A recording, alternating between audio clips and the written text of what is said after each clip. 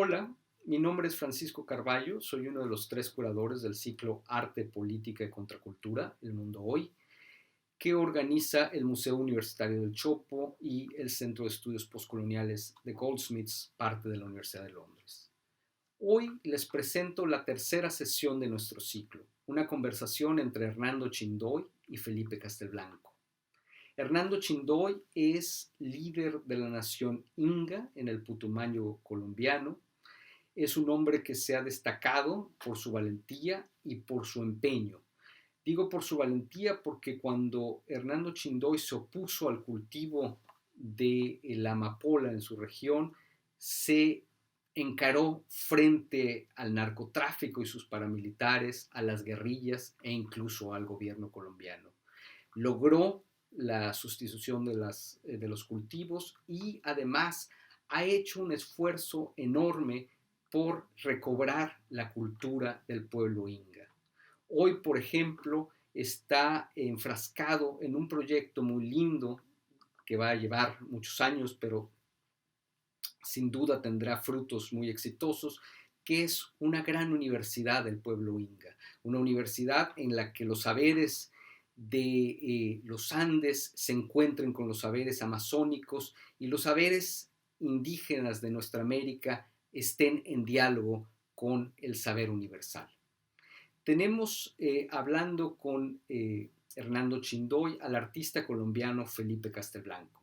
Felipe es un ejemplo de una generación de artistas que se preocupan por repensar cuál es el papel del artista y del arte, cuál es la obligación del artista en el mundo contemporáneo. Mucho del trabajo reciente de Castelblanco tiene que ver con su compromiso con el pueblo inga en el Putumayo, y una de las cosas que a Castelblanco le preocupan de manera especial es que el artista no sea cómplice en las economías extractivistas que afectan a nuestro continente. Es decir, que vaya a sacar saberes, que vaya a sacar experiencias, que vaya a sacar preceptos estéticos para después usarlos en beneficio personal. En buena medida, Castelblanco quiere dar de regreso a las comunidades y quiere estar en constante diálogo con ellas. Eh, Creo que van a encontrar en este diálogo cuestiones muy sugerentes. Por ejemplo, una cuestión que a mí me gustaría destacar es el hecho de que cuando hablamos de descolonización no estamos hablando de la nostalgia. Nadie está hablando de regresar 500 años atrás en el tiempo. Se trata de construir otros mundos, no de volver atrás. Y creo que esto queda muy patente cuando se oye hablar a Hernando Chindoy.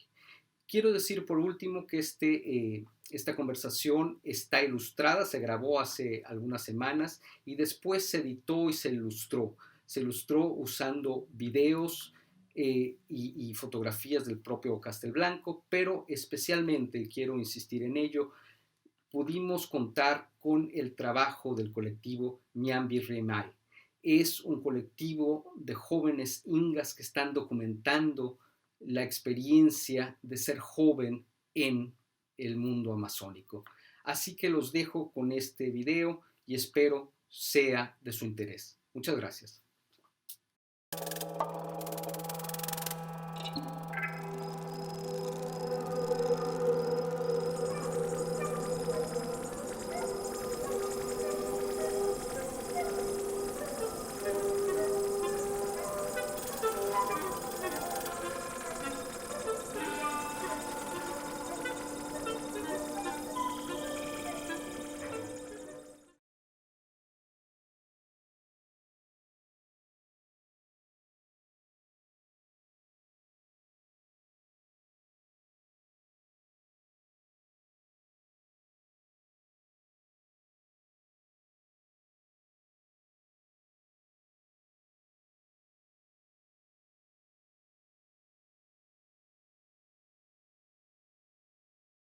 Pues bueno, voy a primero que todo darle una bienvenida a Hernando Chindoy, que es un líder, es un amigo, es también uno de los ejemplos más inspiradores que he conocido en años recientes, en mis viajes y en mi trabajo de investigación en Colombia, especialmente en la zona panamazónica de Colombia. Entonces, Hernando, presidente nación Inga. Es un gusto tenerlo aquí en esta charla. Y pues bueno, quisiera que arrancáramos, primero por darles la bienvenida. Cuéntenos en el transcurso de la charla en dónde se encuentra. Me parece que hay que honrar también ese hermoso fondo que lo acompaña en ese territorio. Y quisiera que nos entráramos en materia preguntando, ¿podría darnos usted un contexto de cómo se conforma la nación Inga? ¿Cuáles son sus raíces? ¿Y cómo se asentaron en esas regiones? Ay, Yachak Felipe, Tukuy Kunamanda, Alli Puncha, Alli Chisi, Maipi, Cascapi, Sumayuyay. Hola, muchas gracias Felipe por la presentación. Me honra con sus palabras y con sus expresiones, así que estamos muy contentos por compartir este espacio. En este instante es Tloquillacinga, que es el que habita el volcán Galeras, que también le conocen como Urcunina, Atuntaita Urcunina. Y respecto de lo que usted me manifiesta en su pregunta, el pueblo Inga en Colombia es parte de la cultura viva de la gran nación Inca, que está históricamente presente desde el norte de Chile hasta el sur de Colombia, pasando por Perú, Bolivia, Ecuador, parte de Argentina. Y en el caso de nuestro país, nosotros estamos en el sur en 4 departamentos, conocidos como Caquetá, Cauca, Putumayo y Nariño.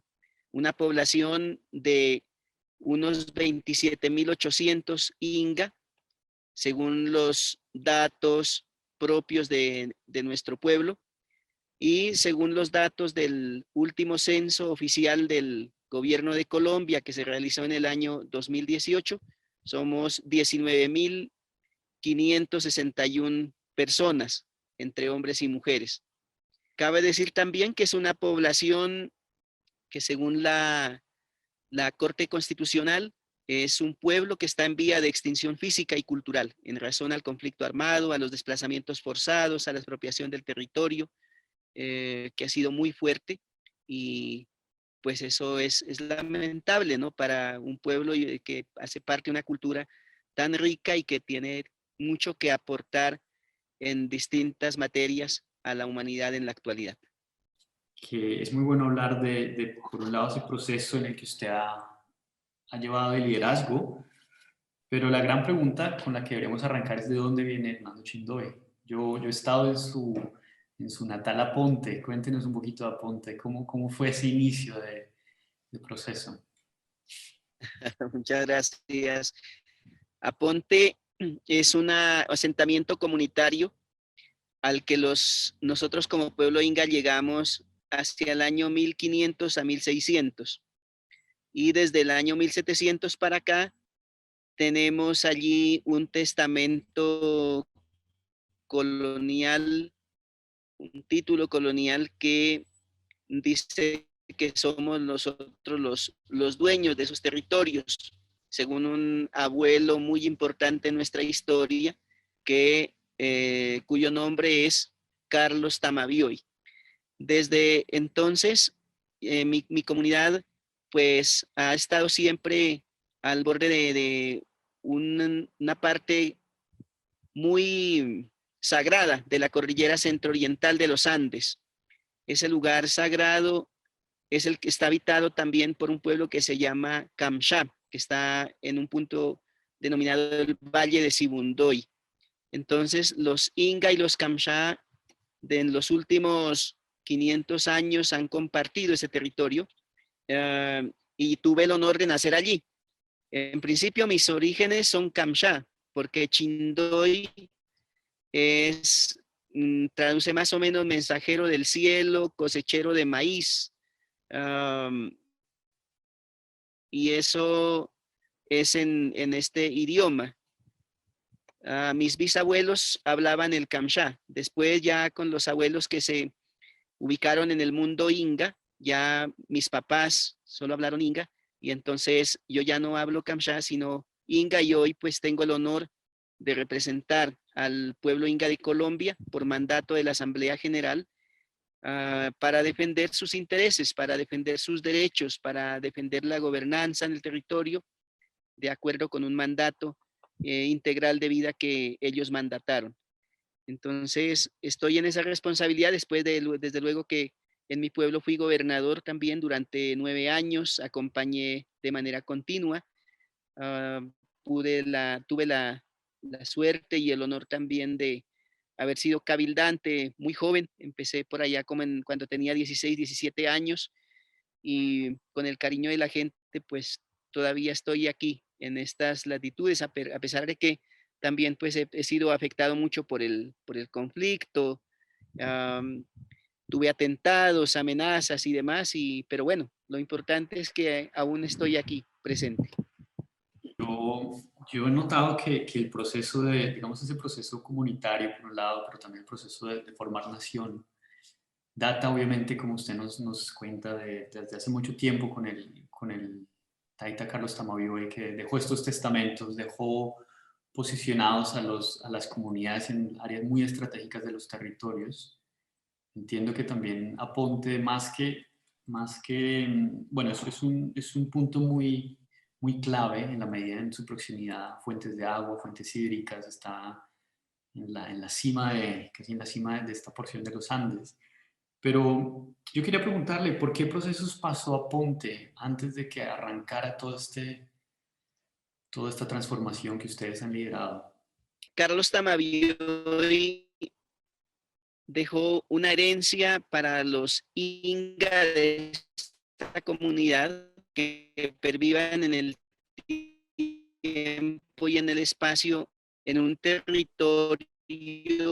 Eso se ha ido perdiendo. Sobrevivía en cerca de Miro, ya no estaba en manos de nuestros abuelos y de nuestras abuelas. Para completar ese panorama, la colonización, el ingreso de los campesinos, había enseñado a los Inga a talar el bosque para la explotación maderera. Y esa zona de Aponte, que es donde nace el río Caquetá, influye para el nacimiento del río Putumayo, pero también para el río Patía, unas fuentes hídricas muy significativas en el país. En ese momento fueron afectándose todas esas zonas porque la tala de bosque fue muy fuerte. Se sacaron millones de piezas de madera. Y para 1986 empiezan a llegar las Fuerzas Armadas de Guerrillas del M-19.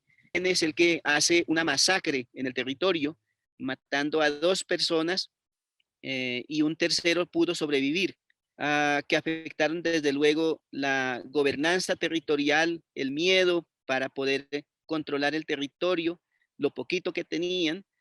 Y entonces la identidad cultural también se ve muy afectada, porque los Inga empiezan a dejar de hablar el idioma propio, se empiezan a perder las costumbres de transmisión de la historia oral y los saberes en medicina propia, y eso debilita muy fuertemente nuestra identidad. Y para ya los 90, comenzando los 90, 91, cuando nace la constitución política de nuestro país, también en nuestro pueblo se instalan las FARC, y de la mano con las FARC llega el narcotráfico, y esta comunidad empieza a ver cómo llegan gente de distintas latitudes del país, siendo una población para ese momento de cerca de 1.800 personas. Para 1994 ya hay más de 35.000 personas venidas de distintas latitudes. Entonces imagínense cómo afecta todo eso a los niños y a las niñas, que prácticamente ya no quieren saber nada de los temas de identidad, sino lo que más buscan es estar detrás del dinero fácil que proporciona el narcotráfico, de las armas. Y después de que fue muy dolorosa lo que observamos en los asesinatos que hizo el ELN, con las FARC, cada 8 días eran 1, 2, 3, 4, 5 muertos, en la noche, y al otro día pues amanecían muertos en los andenes, en la calle, en la plaza principal. Entonces, muy doloroso y la gente se fue acostumbrando a esos estilos de vida. Así que para ya 1998, comienzos del 2000, el territorio había quedado totalmente talado, porque cultivar narcotráfico, en este caso muy puntual, pues la comunidad vivía de la amapola. Se sembraron más de 2.500 hectáreas dentro de ese territorio y se cosechaban cada semana entre 3 hasta 4 o 5 toneladas de morfina o de heroína. Y eso era lo que el mercado internacional incluso llegaba ya a traer de manera directa.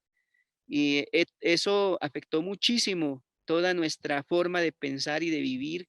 Y de hecho, en mi momento de estudiante, para el 91 que comencé el bachillerato, nosotros éramos 37 estudiantes y para el 96, 97 que terminamos ese bachillerato, solo terminamos 2 estudiantes de los que comenzamos. El resto, todos se fueron a cultivar amapola, otros fueron desplazados del territorio por distintas dinámicas, muy, muy doloroso en ese sentido.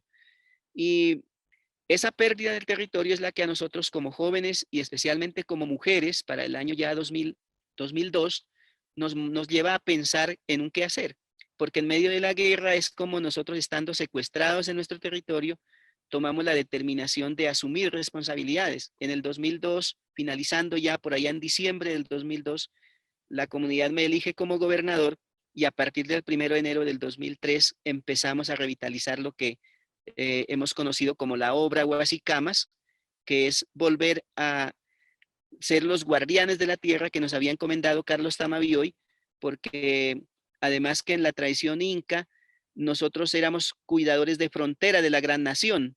Uh, es como hoy estar en una frontera de un país.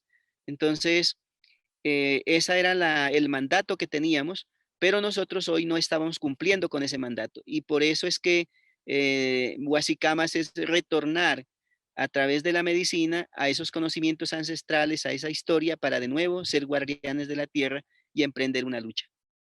Algo que a mí me causa mucha curiosidad es cómo fue ese proceso de reclamar o reenfocar la mirada en su comunidad. Que yo tengo entendido que por un lado se basó mucho en el tema de como una recuperación o como volver la vista hacia la ancestralidad. También nosotros hemos hablado del rol que tuvo el buen vivir como filosofía, que hay una versión inga, si entiendo bien. ¿Cómo fue entonces este reclamar estos principios para, digamos, que volver a reunir y generar una especie de, como de energía o, no sé, como objetivo común con su comunidad? Evaluar cómo estamos nosotros como pueblo y cuál es la herencia que vamos a transmitir hacia nuestros hijos o que vamos a devolverle a nuestros hijos y a nuestras hijas.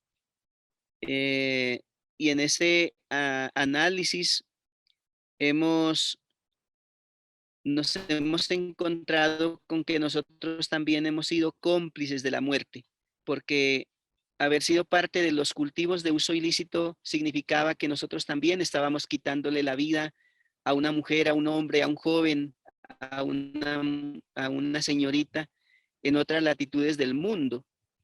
Y ese de sangre, pues nos afectaba nuestra espiritualidad. Si nosotros no estuviésemos inmersos en ese flagelo, seguro lo demás era más llevadero.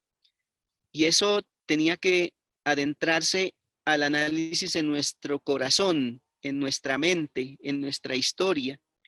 Y nuestros abuelos siempre nos habían transmitido en idioma mana sisai, mana yuyay, mana quillay, allicay, suma alpamamagua cangapa, suma causay cangapa.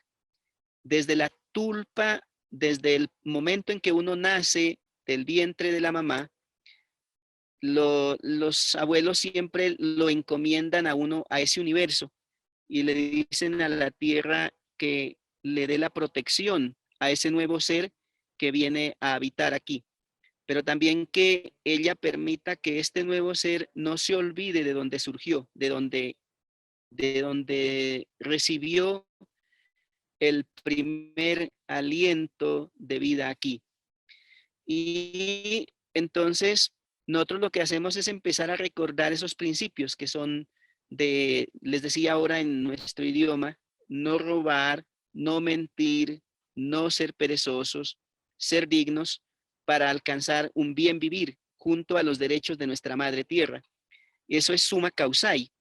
Y ese summa causai, pues que ahora muchos estudiosos están dedicados a indagar en el mundo andino, que es como una especie de aportación desde la ética, desde la ética indígena hacia el mundo de hoy. Y entonces nosotros lo que hemos hecho en ese tiempo, 2003, 2004, es acudir a revitalizar esos principios. Y a partir de ello, nosotros decir, bueno, ¿qué queremos? ¿Cómo queremos vivir como comunidad, como pueblo? Y en ese caminar de conversar día y noche con las mujeres, con los jóvenes, con los mayores, de tomar chicha, porque nosotros somos tomadores de chicha, de la bebida del maíz, y a partir de ahí volvernos como a recordar en nuestros antepasados, cómo llegaron hasta ahí, cómo defendieron ese territorio. Y entonces a la luz de las actuales normas internacionales, de la Constitución, que ya está para ese momento pues en plena vigencia, cómo podemos nosotros de nuevo fortalecer nuestra autonomía en la medida de la historia de nuestro pueblo.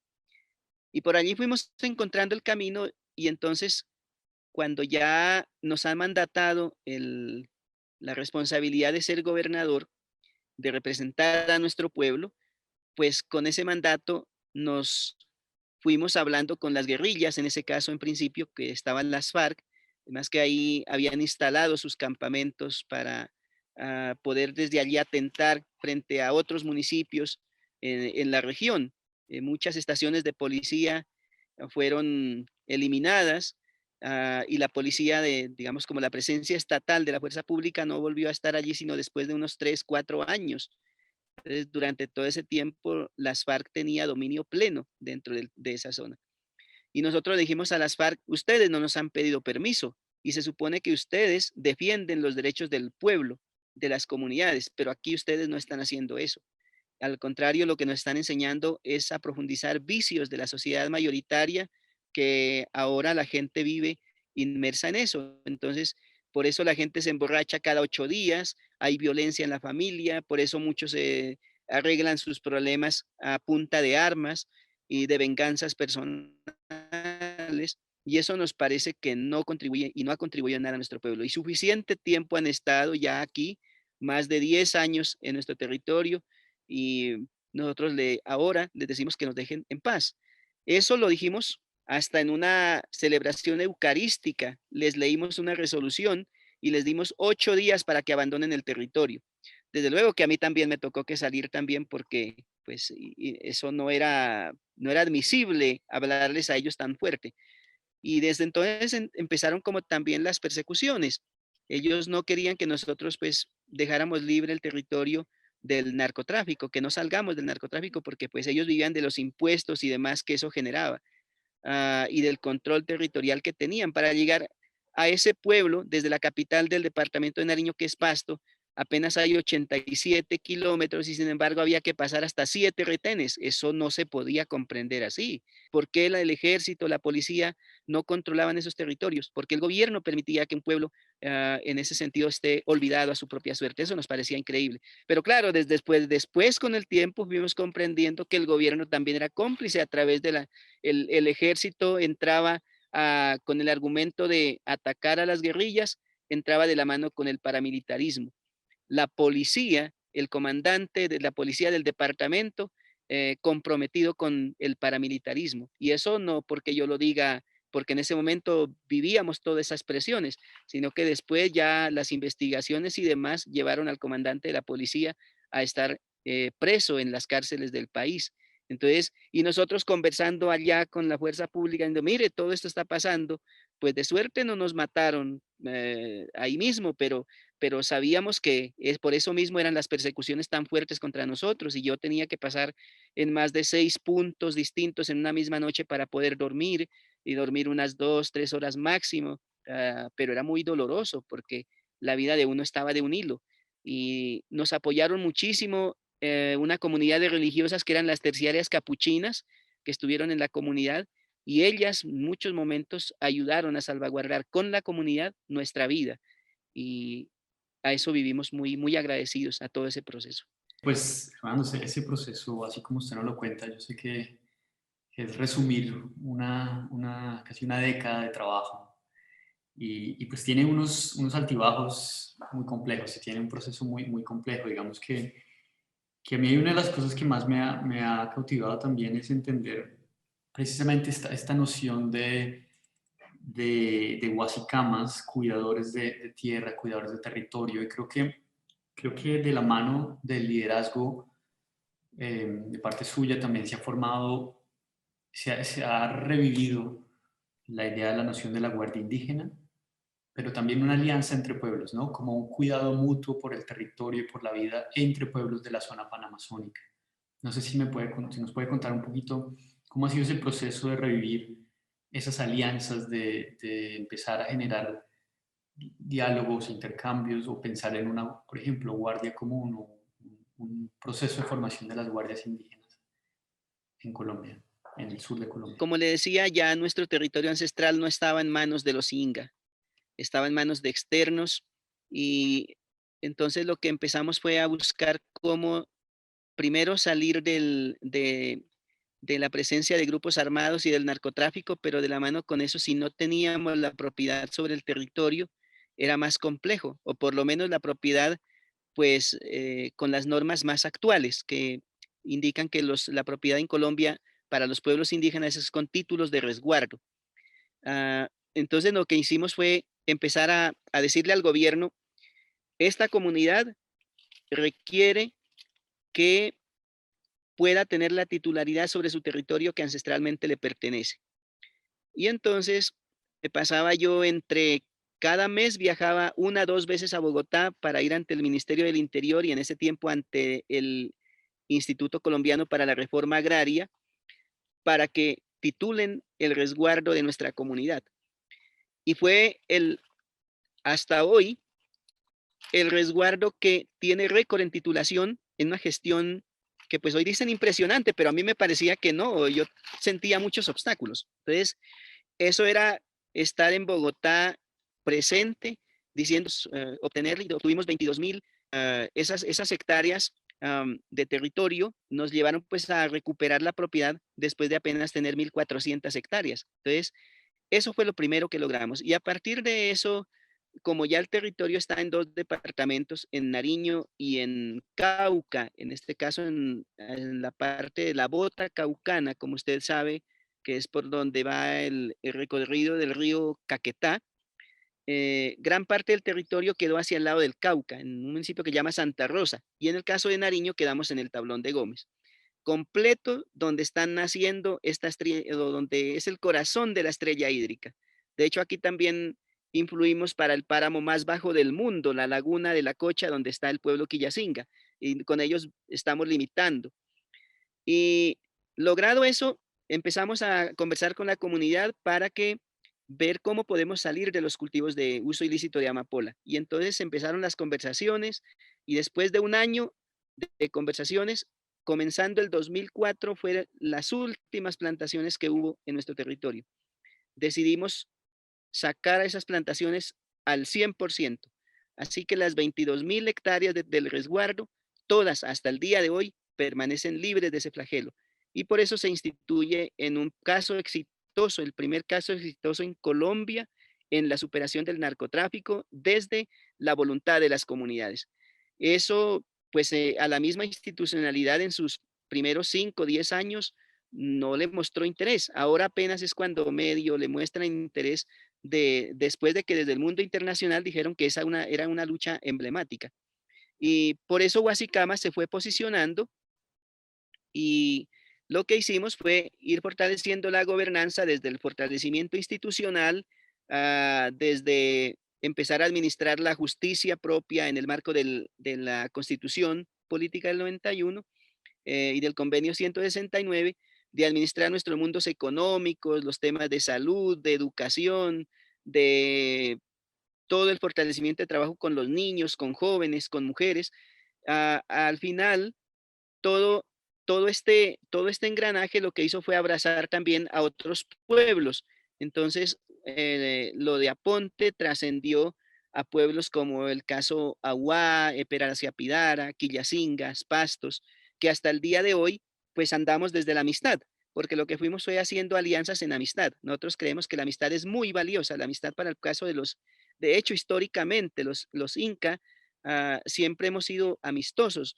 La fuerza se aplica como una segunda opción, pero lo primero es que la amistad perdure y se respete, ¿no? Se respete la cultura de lo ajeno. Y desde allí fuimos como haciendo un tejido hasta que al final nosotros logramos posicionar una organización que también se llamó Tribunal de Pueblos y Autoridades Indígenas del Suroccidente Colombiano para fortalecer todos los temas de gobernanza territorial. Y ahí seguimos trabajando. También posicionamos una alianza de mujeres del departamento de Nariño, cosa que ya no era el trabajo solo con mujeres y jóvenes allá en el territorio de Aponte como Ingas, sino que abraza a todos los 7 pueblos indígenas del departamento. Y para el año 2009 comenzamos a partir de lo que la Corte Constitucional le ordenó al Estado implementar y apoyar la formulación de un plan de salvaguarda, en este caso para el pueblo Inga, uno de los tantos afectados por el conflicto armado, y eso sirvió como excusa para que como pueblo Inga todo empecemos a pensar algunas rutas y lo empezamos por la educación. Después de la educación ya dijimos vamos a ver también el tema de gobernanza y al final ahora pues estamos tratando de hacer un trabajo que involucra en los 4 departamentos a todos los Inga del país. Dos preguntas. Una, a mí me causa mucha curiosidad ese momento en el que ustedes, digamos que más que hablar de un ejercicio de colonial, es realmente como un resurgir, primero desmontar un modelo de territorio que está impuesto, ¿no? Por el Estado colombiano, por los poderes que en un momento llegaron y lo fracturaron. Entonces sí siento que ustedes están lidiando actualmente con esto de desmontar esos modelos de fraccionar o fracturar un territorio complejo, un territorio que necesita mantenerse como una especie de continuo. Y eso me hace preguntarme desde el punto de vista, desde su punto de vista, ¿cómo es esta noción de territorio? Porque de manera como se habla a veces en el lenguaje legal, está muy limitado. Nosotros hemos hablado de una manera es una búsqueda por un pervivir en el tiempo y en el espacio. Esa es una frase que usted me ha dado en un momento. Entonces, antes de que entremos en el tema educativo, quiero preguntarle precisamente por eso. ¿Cómo se comprenden? ¿Cómo es esa mirada de territorio que de pronto es más familiar para sus comunidades que las sociedades mayoritarias nos cuesta tanto entender o relacionarnos? David Choquehuanca dice que nosotros tenemos que aprender a vivir estando sin estar. Y para nosotros eso implica que historia en nuestra mente, en la tradición oral, siempre tenemos presente la concebimos como gran nación inca. Nosotros en esa concepción somos parte de lo que se ha conocido como Chincha y Suyu, que es la parte del gran territorio del Tahuantinsuyo que colocó parte del Ecuador y este sur de Colombia. Eso siempre lo tenemos que llevar en nuestra mente porque en la parte ya práctica, desde mi punto de vista, eso no es posible porque entonces tendrían que eliminarse las figuras de departamentos y de municipios que tiene la República de Colombia y eso no se va a dar. Por lo menos no se va a dar en estos tiempos recientes. Quizá después, con el tiempo, la humanidad revitalizará nuevos imaginarios sobre territorio y estas cosas vuelvan a recobrar vida, pero porque están en la mente en todo caso. Pero entonces, lo que nosotros creemos es que basados en la normativa actual, tenemos que titular ese territorio en la figura de resguardo. Y por eso, después de que Aponte se tituló como resguardo con sus 22.000 hectáreas, después empezaron el resto de comunidades también a seguir exigiendo ese derecho. Y a hoy están titulados gran parte de lo que ahora es el Valle de Sibundoy, Alto Putumayo, la parte de la Bota Caucana. Tenemos que tener una fortaleza muy importante para poder vivir con la gente no indígena, los afro que están en esos territorios, porque también hay gente afro en la parte baja del Putumayo. Tenemos comunidades que se han ubicado en esa zona, que históricamente pues llegaron con la explotación del caucho y demás. Y entonces nosotros tenemos que comprender eso muy bien, porque no queremos despertar o que se despierten odios innecesarios con el argumento de recuperar el territorio. Eso no es nuestra percepción. Lo que nosotros decimos a la gente no indígena es: ustedes ya están aquí, ustedes por X o Y situación llegaron aquí, ayúdenos a preservar, juntemos esfuerzos para preservar, para cuidar nuestra casa, porque si se da la biodiversidad, no solamente se acaba la vida del indio, se acaba la vida de todos, se acaba y va a verse perjudicada la vida de los hijos de ustedes. Entonces, ahora lo que importa es que desarrollemos una nueva conciencia de cómo vivir con ese entorno biocultural donde los espíritus, los seres que no vemos, pero que están allí, que son dueños de lo que hay en esta riqueza biocultural, los seres no humanos, el oso de anteojos, la danta, el jaguar, la boa, de todos los seres que están habitando estos territorios, con ellos somos una sola familia.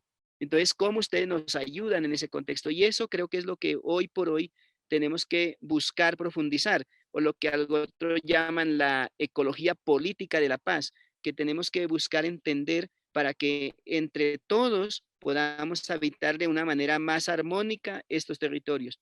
Y eso me parece que pues hoy por hoy recobra mucha fuerza a partir de lo que está pasando con el cambio climático, con la crisis que hay en el mundo económico, con todo, porque tenemos que revitalizar nuevas maneras de vivir. En conversaciones que hemos tenido hemos hecho la metáfora del vestido de la tierra, ¿no? De pensar que todo esto es parte como de un gran textil con fibras que están extendidas en distintas localidades, distintas latitudes. Pero quiero preguntarle, porque todo esto, usted nos acaba de decir esta idea de la ecología política de la paz. Y esto me hace preguntarme por cómo están ustedes en este momento encarando el hoy, todas estas problemáticas ambientales, de violencia, de recuperación de memoria, etcétera. ¿Cómo la encaran en vistas de formar una institucionalidad, de lograr, digamos que generar un proceso que se mantenga por sí solo, un redescubrir, ese alineamiento del eje mental? ¿Cuáles creen que son las maneras? Empezamos a hablar de educación, no sé si nos vamos por ahí. Como la tierra es nuestra mamá, es un solo ser, los árboles son su vestido. Y si nosotros aquí en el caso de Nariño talamos 1000 hectáreas del vestido de la tierra, ella en todo lado siente ese vacío. Hoy por hoy, nosotros necesitamos que el fortalecimiento de la institucionalidad en los pueblos sea una oportunidad para entender ese estilo de vida y esa manera de gobernar un territorio. Por eso, en el caso del resguardo Inga de Aponte, de las 22.000 hectáreas, 17.500 hectáreas están catalogadas como área sagrada para la vida de los seres no humanos. Ahí nosotros no intervenimos. Ahí están 28 lagunas, 3 páramos. Allí vive el oso de anteojos, el cóndor andino. Y así como eso, todos los demás territorios en la parte indígena deben fortalecer lo que llaman ordenamiento territorial. Acá, pues bajo nuestras propias maneras, tenemos que empezar a entender esa espiritualidad que hay allí, porque la tierra, digamos, tiene una conexión con nosotros desde el corazón, desde su corazón, hasta el infinito del universo, hasta donde está el mundo más de energía, de espiritualidad. Y si fortalecemos, volviendo al tema comunitario, si fortalecemos la gobernanza en ese entendido, nosotros creemos que entonces la educación y la cultura son elementos muy importantes para que de nuevo podamos entendernos, porque lo que ocurre es que los indígenas tenemos que expresarle al mundo lo que sentimos, lo que vivimos, lo que sabemos de manera comprensible, y eso se hace desde el mundo de la educación. Y lo mismo también la sociedad occidental, digamos, tendrá que hacer entendible para nosotros sus mensajes. Pero hoy creemos que no solamente se trata de ser entendible los mensajes, se trata de que podamos aunar esfuerzos, de que podamos juntar alianzas. Y eso tiene implicaciones como revitalizar el idioma, por ejemplo, en donde nosotros decimos los Inga en 50 o 100 años tenemos que estar hablando mejor nuestro idioma, nuestro Inga. Pero también de la mano tenemos que estar hablando mejor el español, por lo menos otros 4 o 5 idiomas del sistema de Naciones Unidas, bueno, que nos permita ayudarnos a entender con el mundo. Particularmente yo aprendí el español a los 12 años cuando entré a la escuela, pero por eso pues tengo muchas limitaciones en hablar el español, pero igual, ahí tratamos de medio hacer comprensible el mensaje. Así que hoy queremos tener nuestra propia universidad porque la universidad va a permitir ser como un punto o un punto de encuentro entre los saberes de lo indígena con los saberes de la sociedad occidental. Y creo que eso va a ser un tema que va a revolucionar, si se quiere, las nuevas dinámicas de entender el mundo en plena selva y en la selva del cemento, en las ciudades. Y desde allí, pues de aquí a un tiempo, estarán contándose nuevas historias. Digamos que Hernando, aprovechando que de pronto el público que lo está conociendo viene muy de los sectores de la cultura, de las artes, yo quiero que toquemos un momentito un proceso que iniciamos hace un tiempo, que creo que se alinea mucho a estas prioridades, que tiene que ver con la creación de un colectivo de medios. Hablamos de la necesidad de comunicar, la necesidad de crear esos puentes. Podemos tocar un momentito, ¿cómo ha sido ese proceso, ese ejercicio? Usted cómo desde el hoy, sabiendo que, por ejemplo, los medios están volviéndose aún más pues inmediatos y necesarios, nos estamos comunicando a través de pantallas en distintos extremos del territorio. Cuéntenos un poquito cómo ha sido ese proceso. De pronto me surge la pregunta muy espontánea del trabajo de medios, del trabajo de producir historias, de crear, formar jóvenes desde ese ángulo. Yo creo que con el tiempo tendremos que tener nuestros propios satélites para comunicación propia, también empezar a tener todo el desarrollo de las tecnologías sin destruir nuestros entornos desde el conocimiento y desde nuestra identidad. Por ahora, efectivamente, nosotros consideramos que la comunicación debe ser un pilar fuerte en nuestros pueblos porque es desde allí cómo estamos transmitiendo nuestros avances, pero también nuestras preocupaciones de podernos escuchar. Pero lo que hemos dicho nosotros es que no solamente es importante escucharnos entre seres humanos, por eso hablamos de la comunicación para la paz biocultural. Y allí es donde, en el caso nuestro como organización, surgió el colectivo Ñambi Rimay, que muy amablemente usted también pues, nos ayudó en su comienzo y ahora pues es como un bebé que igual está creciendo apenas, hay que cuidarlo mucho y hay que apoyarlo mucho. Uh, y pues con su sabiduría y con la de otros amigos y amigas pues hemos podido seguir andando con el objetivo de que estos mensajes de lo que los taitas hablan a través de la medicina, la conexión con los seres no humanos, los diálogos para poder fortalecer y tener garantías de pervivir, porque el Estado no nos garantiza nuestra existencia física y cultural. Nos corresponde a nosotros mismos revitalizar cómo queremos seguir viviendo en medio de todas esas adversidades. Y los abuelos pues nos dicen que un camino es poder entendernos entre los distintos seres y por eso creemos que la comunicación va a ser muy importante. Y el arte juega desde luego ahí como en el caso nuestro, la medicina es muy importante para hacer entendibles algunos mensajes. Desde la sociedad occidental, el arte puede ayudar muchísimo. Así que la comunicación, el arte, la historia nuestra, la medicina, van muy conectados y confiamos en que en el transcurrir del tiempo, pues todo eso nos ayude a fortalecer esas dinámicas nuevas del bien vivir de Summa Causai. el tema de medicina, esto de pronto es algo importante en la medida en que también hoy, en el presente, de pronto la sociedad mayoritaria nos hemos volcado a tratar de entender y a acercarnos más a las prácticas, eh, digamos, de medicina ancestral, de formas de reconectar con nuestros entornos. Y yo le hago una pregunta que he tenido muy, siempre como en la punta de la lengua y me cuesta a veces formar, pero ¿hay alguna forma de hacer política con los territorios? ¿Cree usted que tal vez la medicina sea un puente que nos lleve como a un nuevo grado de ese ejercicio político, que traduce ya, traspasa de lo humano a lo no humano, por ejemplo? ¿Qué nos puede contar exacto, de la medicina en ese aspecto?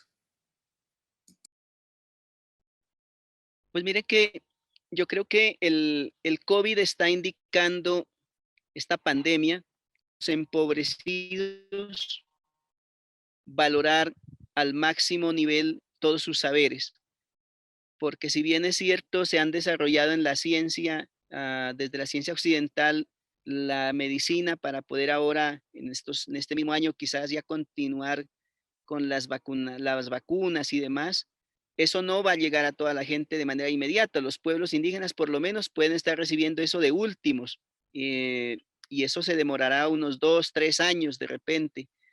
Entonces, es muy importante que en el caso propio interno, la medicina siempre va de la mano con la alimentación.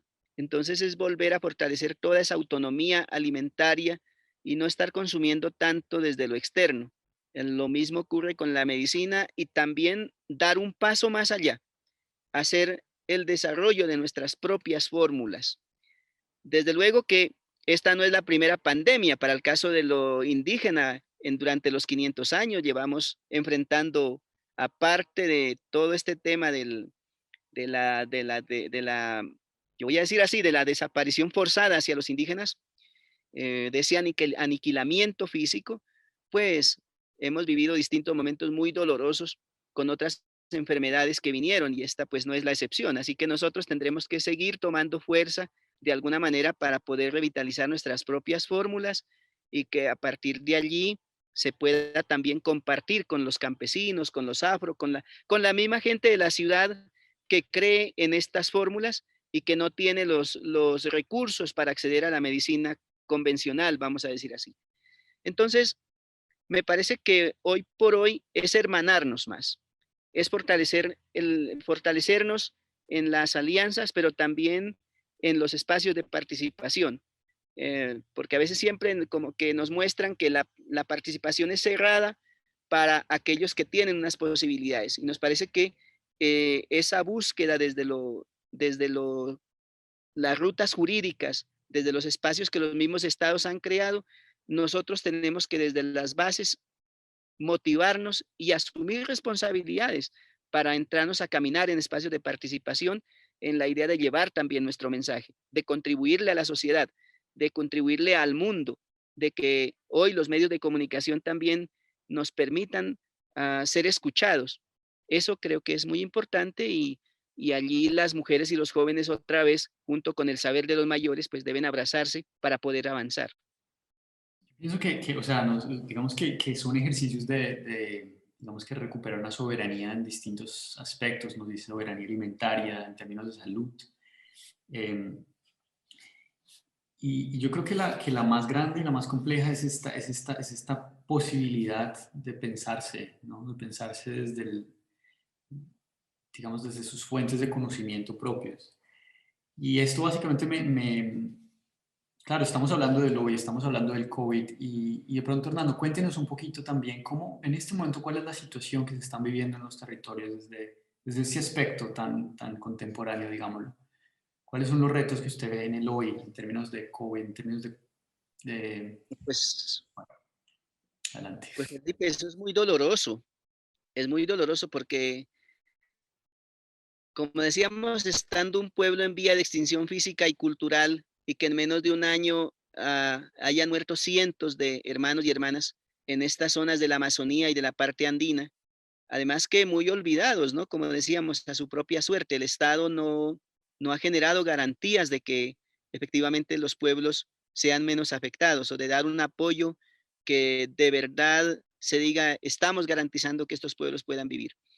Pero entonces, al mismo tiempo que es doloroso, porque vemos la pérdida de abuelos, de abuelas, eh, en el Putumayo, por ejemplo, del 100% de fallecidos por COVID, el 16% son indígenas, según las estadísticas del, del, del Ministerio de Salud, que analizamos con el apoyo de Naciones Unidas, nos daba ese porcentaje, 16% indígenas en el Putumayo. ¿Ya? En el caso del Alto Putumayo, estos 15 días murieron alrededor de 4 abuelos y abuelas. Eso está indicando que ahí hay un riesgo muy fuerte en la pérdida de los conocimientos propios. Y si los jóvenes no apuramos a desarrollar una estrategia de cómo um, garantizar que esos conocimientos tengan continuidad o que se puedan proteger, pues estamos en un momento muy difícil, muy doloroso. Pero como decía también, como no es el único momento, como ya hemos vivido otros momentos dolorosos, pues también yo creo que suerte es que hoy estamos vivos, estamos presentes aquí. Uh, Otros pueblos no han alcanzado a estar aquí, a hoy. Entonces, creo que la responsabilidad también radica en nuestro ser, en el alma de las comunidades, de revitalizar nuevos imaginarios que permitan continuar sobreviviendo, perviviendo.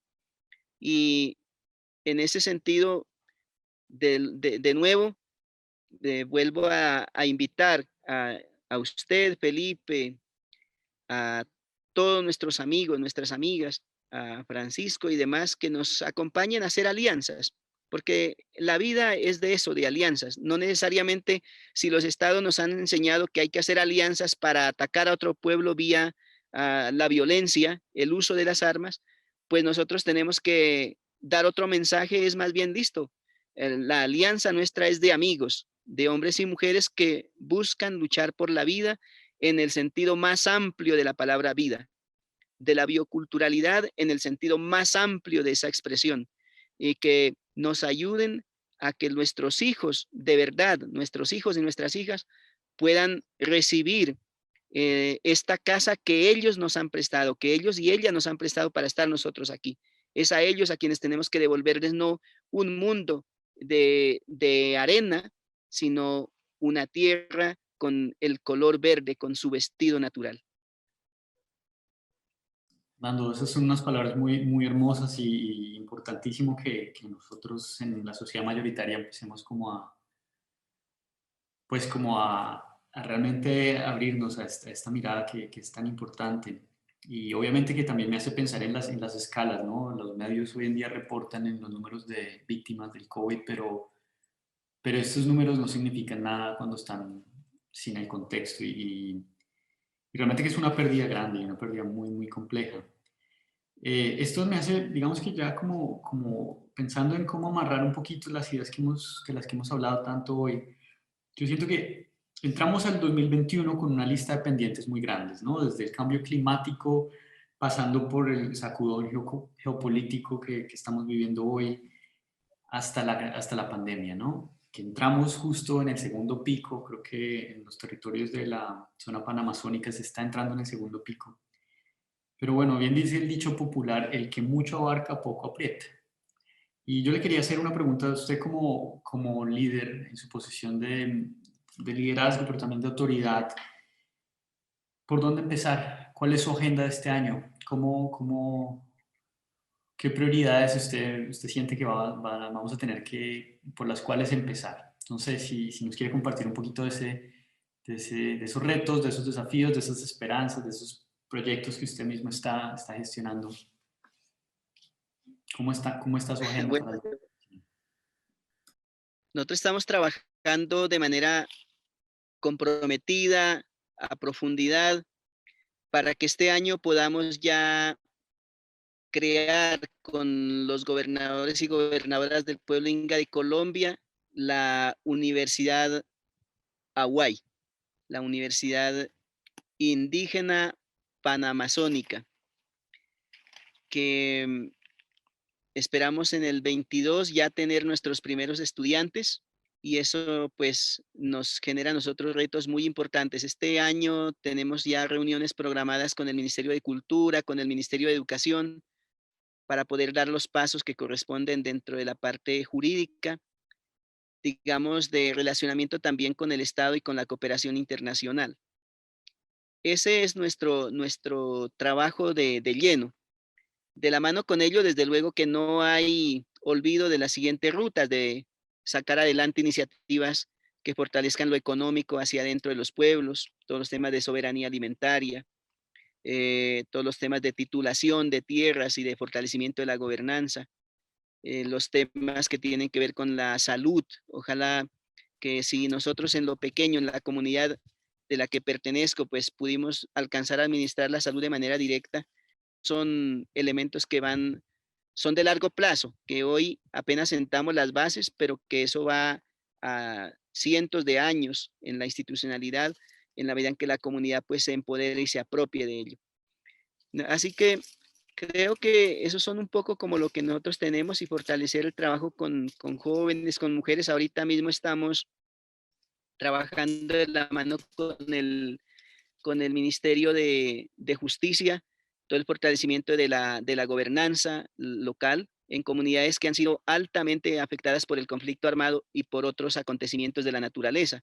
Háblese caso de la gente que perdió todo en la infraestructura comunitaria, en la avalancha de Mocoa, la gente que tuvo que salir desplazada de otros municipios del medio y bajo Putumayo para vivir ahora en Mocoa, que no tienen absolutamente nada.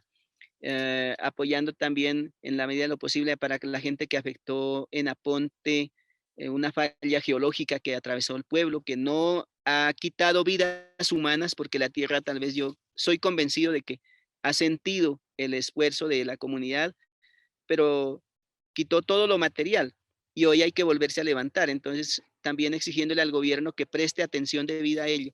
En eso estamos concentrados y estamos abriendo el camino también para que se fortalezca al máximo el tema de la participación, pero no una participación limitada. Yo no concibo en el caso de ser, sobre todo en el caso de Colombia, de ser un país pluriétnico, multicultural, biodiverso. Colombia es en muchos casos el primer lugar en temas de biodiversidad, en algo otras en el segundo lugar por temas del agua, del bosque, de la Amazonía. Y creo que eso implica que nosotros tengamos también que abrir nuestra fortaleza hacia un estilo de participación mucho más amplio. Entonces, donde podamos conversar y unir esfuerzos con estudiantes en las ciudades, con organizaciones sociales, con la gente que piensa que es posible eh, generar nuevas rutas de vida.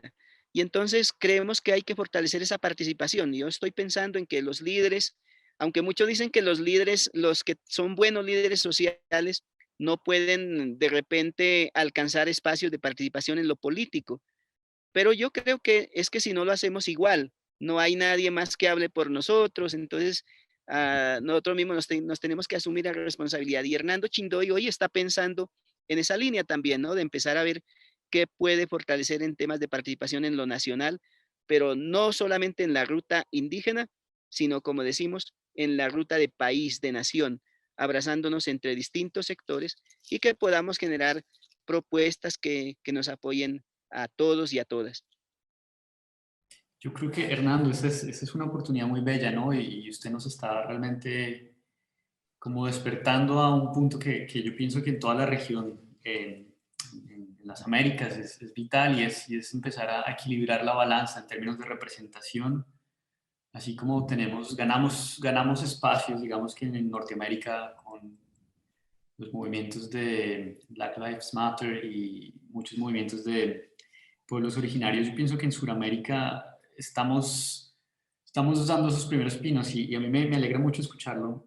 ¿Cómo ve usted esas agendas de gobierno que podríamos empezar a perfilar? ¿Cuál le parece que serían las prioridades de pronto esa forma de liderazgo, de gobierno un poco más mancomunado podría verse, podría parecer.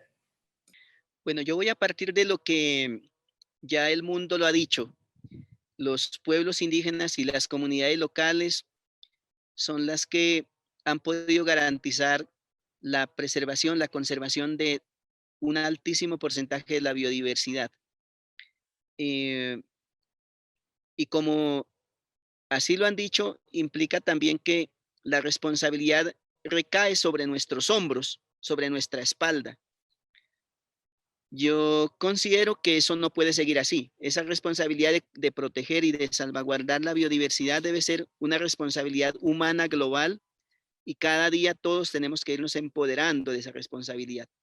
Entonces, en el tema de Colombia, particularmente de los pueblos indígenas y de las comunidades locales, pues creemos que hay que fortalecer mucho mejor esa ruta de trabajo en alianza con los demás sectores, de tal manera que no nos veamos separados en esos intereses comunes, digamos, o en esas afectaciones comunes. Eh, el tema del mismo proceso de paz en el caso colombiano, con todas sus debilidades, con todo lo que ha pasado, pero nos parece que especialmente los pueblos indígenas tenemos que avanzar hacia decirle a la sociedad mayoritaria que sí es posible que una nación avance mejor en paz que en guerra.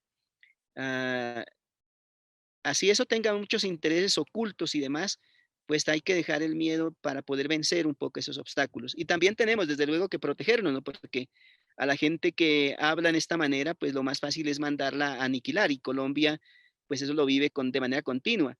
El caso de nuestros 4 departamentos está siendo altamente afectado por eso, porque todos los días asesinan a un líder social o todas las semanas asesinan a un líder social.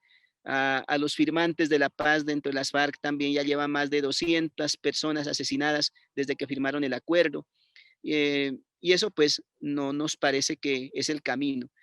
Entonces, allí, más allá de lo indígena, eso es lo que tenemos que, creo yo, seguir fortaleciendo, seguir profundizando y, y algunos principios, así como no robar, las Naciones Unidas ha adoptado mediante resolución, por ejemplo, para que los estados puedan encontrar allí una manera de luchar contra la corrupción, pues nos parece que nosotros también tenemos como pueblos indígenas procesos muy concretos que pueden contribuir al resto de sociedad, ¿no?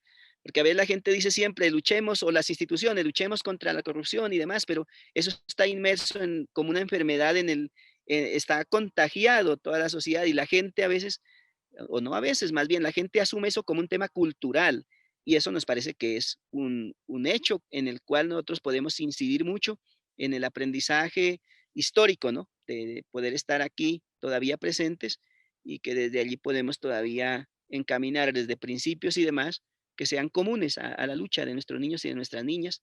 Y nosotros, bueno, en nuestros casos pues particulares, seguiremos fortaleciendo los temas de identidad y de fortalecimiento organizativo, de la gobernanza local, pero hacia afuera eso me parece que es un tema muy importante que podemos trabajar. Todo el tema de lo ambiental, todo el tema del fortalecimiento organizativo, tanto en las ciudades como en el campo, todo el tema de defender la paz, todo el tema de defender una nación y de avanzar en una nación que tiene mucho para América Latina y para el mundo. Entonces, esto me parece que esto es una gran prioridad y le agradezco mucho por insistir y por compartirnos estas ideas.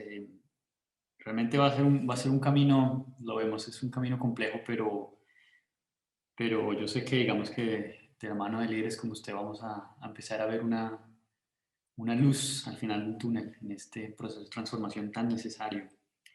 Le quiero preguntar última cosa, no sé si tiene algo que quiera compartir, algo que quiera agregar a esta conversación. Tal vez decirle a los jóvenes, expresarles a nuestros jóvenes, a las mujeres, a la sociedad en general, que podamos ser hombres y mujeres creadores, de, de empezar a dar un paso más allá, de dejar de ser hombres y mujeres dependientes. El sistema que se ha desarrollado a nivel global ha obligado a muchas sociedades a ser dependientes, esclavos en la esclavitud moderna. Uh, Personalmente concibo que hay que ir rompiendo esas cadenas, que hay que irse liberando de esas cadenas, pero eso está en el mismo pensamiento, en nuestro mismo cerebro, en nuestro mismo ser.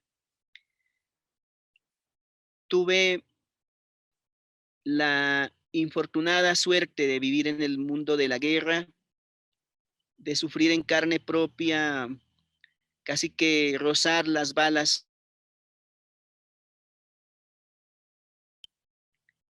de, de sentir como otros seres humanos tienen esa fuerza para decir, te vamos a quitar la vida si no haces esto. Y me parece que si eso como seres humanos somos capaces de expresar, también tenemos que desarrollar la otra posibilidad. Necesitamos valorar la vida en todo espacio y tiempo en que nos encontremos. Y en ese sentido, creo que hoy por hoy debo decir que como pueblos indígenas vamos a continuar siempre defendiendo la vida y que aspiramos a que más hombres y mujeres se vinculen en ese proceso de defender la vida en la amplitud de la palabra y que desarrollemos eso desde el corazón, desde el alma, desde el pensamiento, que desde luego tenemos miedo, pero hay que superar el miedo también y también incluso hacer que la muerte sea nuestra amiga, nuestra danzante también constantemente. Y que al final, si la abrazamos también con cariño, hasta que la tierra nos reciba en su ser y nosotros estemos convertidos en polvo, pero la vida que pueda continuar siempre con amor, con alegría, con entusiasmo, en distintos momentos en que nos encontremos, que si bien muchas veces sufrimos, en las ciudades vemos mucha gente sufriendo, en el campo vemos mucha gente sufriendo, ahora por la pandemia vemos mucho dolor en todas partes, pero que recobremos esa confianza, esa dignidad y esa fortaleza para podernos levantar siempre, todos los días, todas las mañanas. Hernando, mil gracias, qué reflexión tan hermosa. Yo creo que con esas palabras nos quedamos y nuevamente le agradezco por el tiempo y por compartir todo esto que nos ha brindado hoy.